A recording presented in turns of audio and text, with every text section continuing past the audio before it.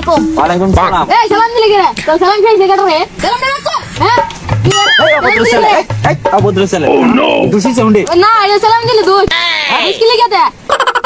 মুশকিল না তে তুই তোর কেন থাপ্পড় মারমু। স্যার একটা মাইয়া সেই আছে রে। কেরে আবার বিয়ে করব।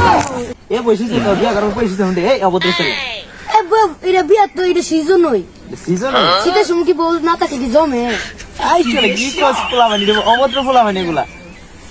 স্যার একটা কথা শুনেন। কি কথা?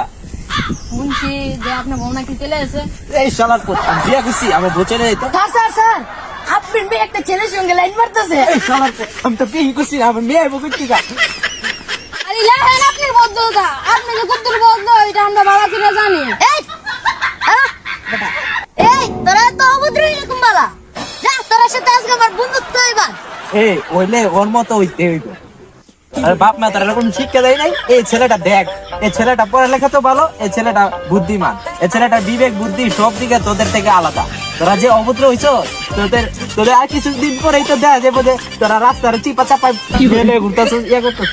আর তুই তো তোরা তো ভাব দিলাম তুই ভালো, তুই এত বড় খারাপ হইলি কোন বালা। যা তোর সাথে কোন কথাই নেই।